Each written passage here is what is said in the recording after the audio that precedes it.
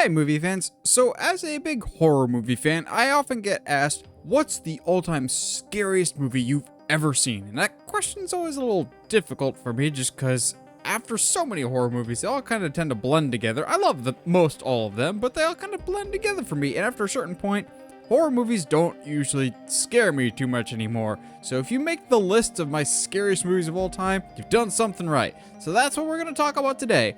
Not necessarily the best or my favorite horror movies, but the movies that have genuinely terrified me, creeped me out, kept me up at night, all manners of just horrifying me and doing creative things that break the mold in terms of horror movies. I have 8 movies that are truly what I think are the scariest movies that I have ever seen in the horror genre. Quick side note, these aren't in any particular order except for the top 2 spots. Besides that, these are just kind of willy-nilly. I always thought that to be scary, you had to be rated R. That is not the case for at least 2 of the movies that we're talking about. The first of these being Insidious. Insidious is PG-13 and proud, and guys, oh, I really underestimated this movie going into it. So I had heard for many years about Insidious. Before I even got into the horror genre, I was well aware of Insidious, the franchise. So I was well aware of the Darth Maul scare, so to speak, of the head showing up behind Patrick Wilson. I wasn't prepared for the rest of the movie. Everyone always talks about that one particular scare. The gas pedal does not ease up besides that one scare. The rest of Insidious is truly terrifying. So Heather and I watched it together and we both were terrified, and she still has a vendetta against that movie and that franchise. It also doesn't help that we did the Halloween Horror Nights house of Insidious this year, which is not based on the original. I believe it's based off of the later sequels. It's one of the most terrifying houses I've been to in years. I don't get scared in houses either. I got scared in that house. I let my guard down, and I shouldn't have. Never let your guard down for a horror movie, because every once in a while, they can still manage to scare you. Next up, we've got another PG-13 horror movie, so this probably scared me because, like Insidious, I just slept on it thinking, it's PG-13, how scary can it be? Guys, Lights Out is absolutely terrifying. I love David F. Sandberg. I think he's a great director. He did Annabelle Creation. He did both Shazam movies, both of which I like. I think the first one's significantly stronger, obviously, than he did Lights Out, both the short film and the feature-length film. So I finally got around to watching the feature-length version of Lights Out, having seen the short plenty of times. Oh, I was not ready for this. There is quite a few scares in particular that are just the biggest of nopes. There's one in particular of a boy thinks he's talking to his mom when all of a sudden in the corner of the door frame, you see these little fingers in the upper right hand corner of the door. It's nope. It's shot unconventionally. It's an unassuming, not scary shot, and then scary stuff happens in it. When you can make something not scary, just like with your shot framing or just making the mundane terrifying, that's skill. And that was Lights Out to a T, which is basically keep the lights on and you're safe. And once the lights are gone, it's fair game. And boy, that movie sticks with me. Next up on our list, we have actually the oldest movie that I'm going to talk about today, 1999's The Blair Witch Project. Now, hear me out. This movie is very of its time. It's very late 90s. It's more or less the pioneer of the found footage movie. It's not necessarily the Blair Witch stuff that scares me. That part of the movie and the whole found footage stuff isn't really what makes it scary for me the first time I watched it and on subsequent rewatches. I'm one of those people that likes to know where I'm at and where I'm going. I like to be cognizant of my surroundings, and Blair Witch, after a certain point, they get uncomfortably good at making you feel like these characters are utterly and completely lost in the woods, and it made me feel that, and I got stressed watching the movie. It's not necessarily the scariest movie in the world, but I get why it's the pioneering movie that it is, because it feels so authentic and real, and in that sense, I both love it and hate it. But you feel the dread in every circumstance as the movie progresses, of just like the hopelessness and the feeling of being lost, and I don't like that feeling in the slightest. I'm not an outdoors person, but I've had that experience in my own life in other aspects of just not knowing where I'm at, and it's overwhelming and terrifying. Also, honorable mention, the Blair Witch 2016 movie, while not great, the final 15 to 20 minutes, okay, that's where the movie made it up for me. The final 15 to 20 minutes of the 2016 Blair Witch, great, terrifying, scary, never again. Next is what I would call the ultimate do not watch alone movie, The Strangers. Not The Strangers Pray at Night or that Strangers movie that came out earlier this year. I know you forgot that Strangers movie came out earlier this year. Yeah, I forgot too. But no, the original The Strangers. This movie, I've watched this movie several times. Once by myself when no one was home, and that is a mistake I will never be making ever again. I'm one of those people that's like hyper aware of sounds and whatnot. And was just like, what was that? What was that? Being home alone after watching The Strangers is a recipe for disaster, let me tell you that. This couple is being terrorized by three masked figures, and as they're in the middle of nowhere, there's not much they can really do about it. But what's terrifying about The Strangers compared to other slasher movies is the killers are just there to have fun. They're just toying with these people. But it's the lack of music and score for this entire movie that's just uncomfortable. The camera will just be locked to a certain spot and there'll be stuff happening in the background. Like you have that iconic shot of Liv Tyler just standing in the kitchen living room area, and then you get the masked figure just standing in the background, walking into frame, being there for an uncomfortably long amount of time, and then just leaving again. Oh, it's just I don't like that sense of being watched and being toyed with. This movie feels a little too real in that sense of doesn't have a high body count. These people are just messing with them all night. It's just terrifying. The Strangers is not necessarily the best horror movie, but it's definitely the top of my list of do not watch by yourself. Next is one that I'll admit I haven't seen until fairly recently, just because I never had any desire to, but everyone was talking about this movie, so I finally gave in and watched it. I'm going, oh yeah, I get the hype with The Descent. The Descent definitely stayed with me more than it should have.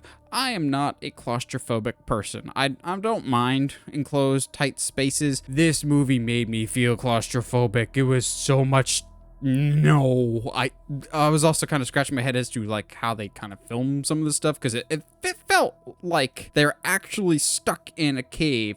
I felt like the walls were kind of closing in around me. The creatures that are in this cave with our protagonists are terrifying. It's a good original design. I was just noping the entire movie, both from the creatures, but also just this overwhelming sense of not being able to escape. It's kind of the same thing that I felt with the Blair Witch of just, I would like to know a way out, please. And there isn't one directly in my line of sight, and I also don't know how these characters are going to escape. I'm not claustrophobic, but I was after watching this movie, and I dare anybody to not have those same feelings. This movie is just, no. Okay, so for this next one, I gotta be honest. I initially recorded a part where I said, oh, this movie's not too old, and then I did a quick Google, and this movie came out 10 years ago. I hate time. It Follows is terrifying. I thought It Follows was a more recent movie, but no, It Follows came out in 2014. Anyway, I kind of slept on It Follows like I did with Insidious and Lights Out. I was just like, oh, it can't be that scary. Except, unlike those other two, this is an R-rated movie. But I'm like, it's a daylight horror for the most part. A lot of this movie takes place during the day. That's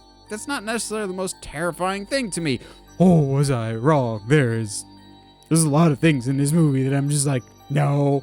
I don't mind the trope of the slow-moving antagonist. You got the Michael Myers type, the Jason, depending on the Jason continuity, but something different with the It Follows, of the changing what the It looks like each time, so you don't actually know if it is following you or if it is just somebody else that's walking weird, and I think that really plays into the paranoia of the movie in a really, really good way.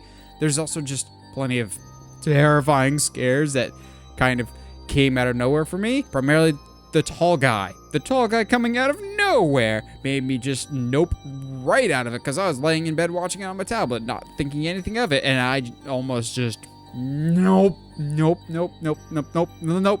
That's not my jam. I think It Follows is so creepy for me because I got a little too cocky before watching it. It is scary. I don't know if it would be one of the scariest movies, but everyone kept hyping it up, so I was just like, it can't be that scary. I haven't been scared in a horror movie in a while, and I finally watched it going, oh, I will never underestimate another horror movie ever again, because It Follows definitely stayed with me. Number 2, I made the same mistake again of I underestimated a horror movie. The most recent movie on our list today, Smile. I drastically underestimated Smile, and I drastically paid for my underestimating of Smile. Oh gosh. I underestimated Smile as a horror movie just because I thought all the trailers looked like hot garbage. I didn't think it looked particularly scary. It looked like a January horror movie. If anybody's been following movies long enough, you kind of know what a January movie looks like. Then I finally watched Smile, and I was not okay. Smile is one of those proud and few horror movies that kind of knows the tropes that you're expecting, waits on those moments just a little longer, and then hits you with the scare. But more importantly, most horror movies will scare you, take their foot off the gas, let you breathe again, let you get comfortable, then bam, hit you again with another scare later on. It's the ebbs and flows of a horror movie. Smile, on the other hand, never takes its foot off the gas. You are never allowed to get comfortable. You are scared the entire time. And there's some genuinely creative scares, not just, that car one that they spoiled in every single trailer. There's so many terrifying moments in Smile. It's terrifying, it's haunting, it's stuck with me more than any other horror movie except for one has ever done. I think the moral of the story and the moral of this video is Nathan sleeps on horror movies, and when he does, he ends up getting hit worse than ever with it. However, when it comes to the scariest movie I've ever seen, there's only ever been one movie that I consistently tell people this is probably it more than anything else, and that's more or less because of the story associated with it and the memories that I have, and that is Sinister, directed by Scott